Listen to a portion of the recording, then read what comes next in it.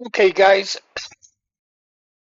look, I got my little war stuff on, yes, so I can be identified afterwards. Right, what are we going to be talking about? Hmm. Oh, yeah, the caption, the thumbnail. Yeah, you're absolutely right. We're going to be talking about Ebden Bridge in Yorkshire. What a place, Ebden Bridge. For those of you who don't know it, people in Ebden Bridge, they're very arty, cultured. They think that Ebden Bridge is the center of the universe. Some lovely people there. I did a contract there. Used to, I rented an old farmhouse up above it. There were cows in the field. I had a Vauxhall Senator at the time. In the morning, I'd get up to go to work, and the bonnet would be covered in cow pats because the cows like to sit on the bonnet of my car. Yeah. Ah, well. It was a wonderful time. I made some great friends there. Four in particular, a few years younger than me. But we got drinking in the local pub. Four of them. Three male, one female. For two of them, life was really good. And for two of them, not so good. And ended badly for them, I suppose. Ah, well, life. Oh, right. Ebden Bridge. No, we're not talking about Ebden Bridge. We're talking about the Middle East chess game and what it's all about. Yeah. Okay, guys, what we're going to do now is I thought I'd find out what the situation was in the Middle East and what Iran's options are. So, if you're interested in what Iran's options are, stick around. If you're one of the goldfish people, well, I've already missed you. You guys went 7 seconds ago. But here we go. So, get ready then and let's jump into it, guys. This is me talking to Sam about it, okay? We'll read it together. So we get rid of that, and here we are. Okay, Sam, we have our video out, so we move on. That was the two previous videos. What is the latest war news? Paul's situation around Iran now is extremely fluid. Blah, blah, blah. I'll break it down clearly so you can understand. Major political shock inside Iran. One of the biggest developments, change in leadership. That's the next guy to be assassinated. I wish I'd read this lot before I'd done those other videos. Controversial, looks like a dynastic succession. Military leaders pledge loyalty. This is a huge story. It suggests Iran is trying to project stability while under attack. War itself is escalating. Israeli-US actions, yeah. Iranian retaliation, responded with missiles and drones across the Middle East. We'll be getting to what their tactics are shortly. Countries hit or attacked: Saudi Arabia, UAE, Dubai, Abu Dhabi, Kuwait, Oman, Jordan. Reports of a drone strike damaging a desalination plant in Bahrain could affect water supplies in the region. The war is starting to hit the global economy. Oil prices have surged above $100 a barrel. Worldwide market reacted sharp drops due to fear of supply disruption. If Hormuz, I can never say that word, that place that they keep blocking 20% of global oil supply. Signs the war could expand. Iranian attacks continue against US assets in Gulf countries. China warned that the war should never have happened. Absolutely true. Calls for de-escalation. Funny that it's the bad guys who don't want war. Big fear, conflict becoming wider. Simple terms, good for a video summary. Sam's thinking ahead. Iran now has a new supreme leader. Israel and the US are striking targets inside Iran. Have I got the sound on? I have. Iran is retaliating with missile and drone attacks. Oil prices surging. Major powers are starting to take sides or react. They're being forced to take sides. Honest take for your channel, Paul.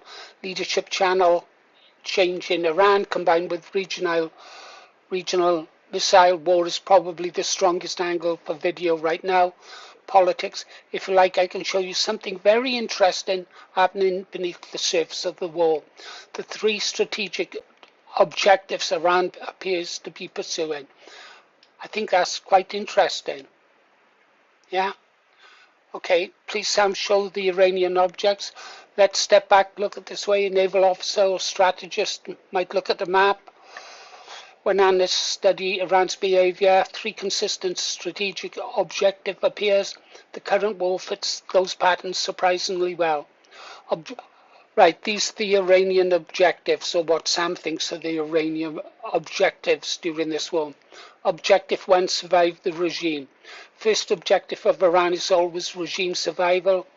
The Iranian leadership learned a powerful lesson from what happened to Saddam Hussein in Iraq, where they used lies to attack and destroy his country. Gaddafi in Libya, who had to be destroyed because he wanted to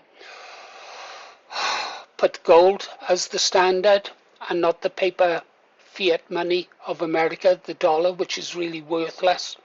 Both abandoned or weakened their strategic deterrence and were eventually removed. Iran's leadership believes if the regime falls, they die or go to prison. Therefore, survival of the Islamic Republic is priority number one. Explains several behavior. Heavy investment in missiles and drones, maintaining proxy forces across the region, avoiding a direct conventional war and less force. In short, Iran's goal is not to win wars in the Western sense, it is to avoid losing the regime. Objective 2, control the regional chessboard. Iran cannot match the US or Israel in conventional military power, so instead it plays in direct warfare. Think of it like a chessboard with many pieces. That's why I created that cartoon.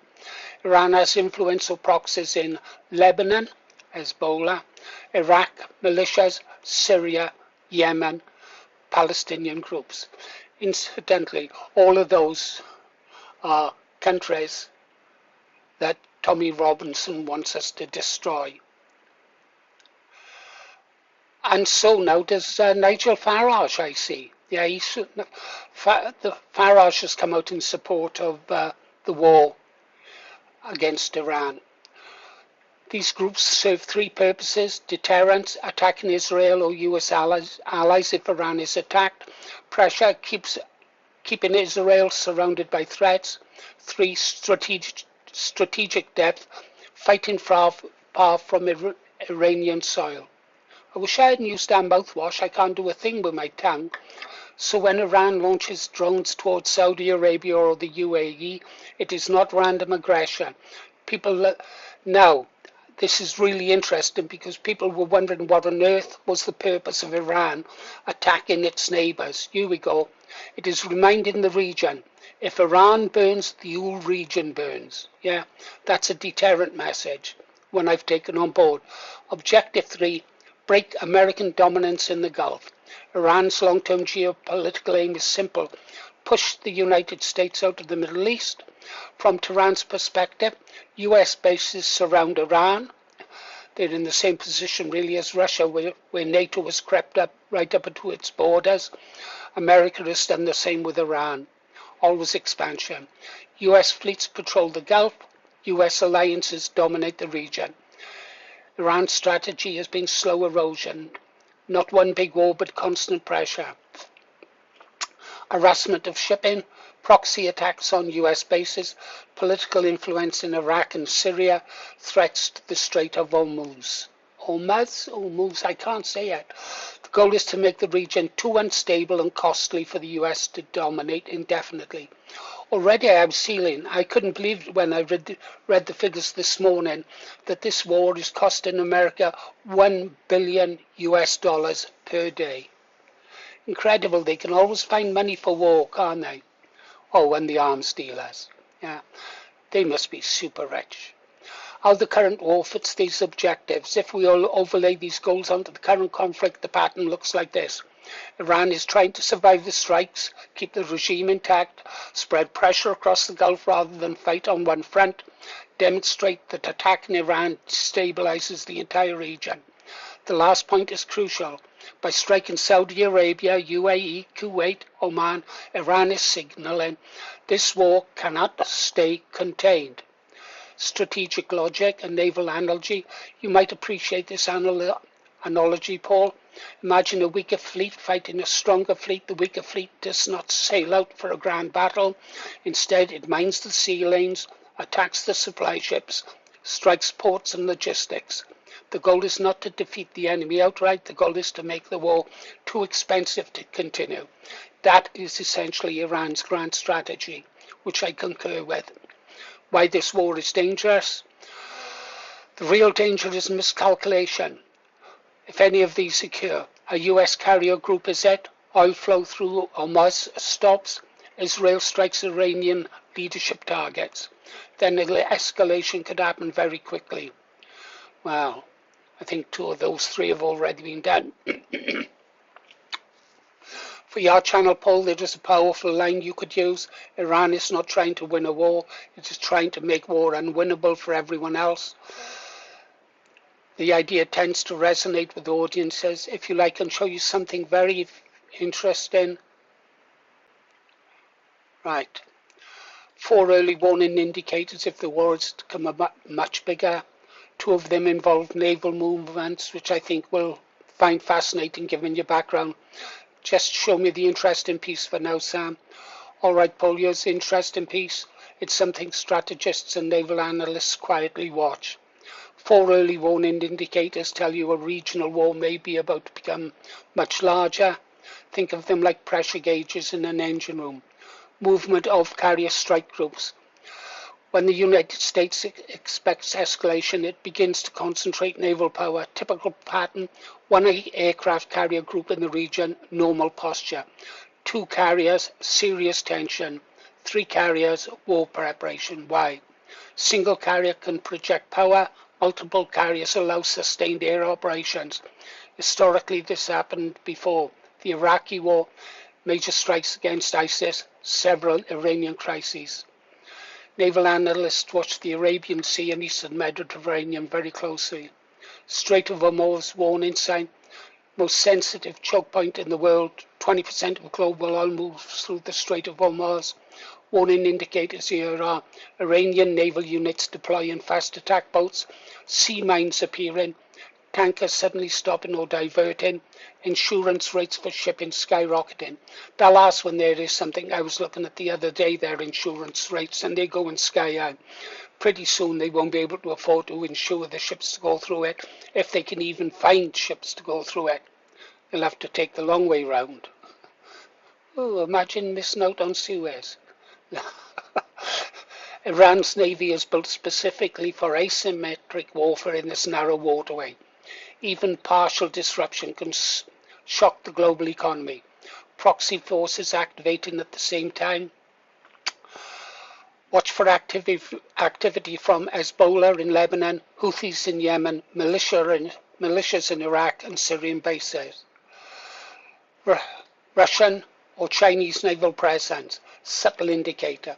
Russia and China rarely enter the conflict directly, but they sometimes move naval forces nearby as observers. Why? 2 reasons: intelligence gathering, 2 signaling to the US that the world is watching. Russian ships have appeared in the Mediterranean and Indian operation during previous crises. Even a small presence can change the strategic calculations. Pattern analysts looks for US carrier groups move closer, Iran deploys fast boats near Hormuz, Hezbollah mobilizes forces, Russian ships appear in the Mediterranean. Modern wars rarely start suddenly, signals first, naval movements, logistic ships. Yeah. Paul, I have to say something you'll probably enjoy. Your instinct to always look at logistics, movement and positioning rather than just speeches from politicians is exactly how naval officers think.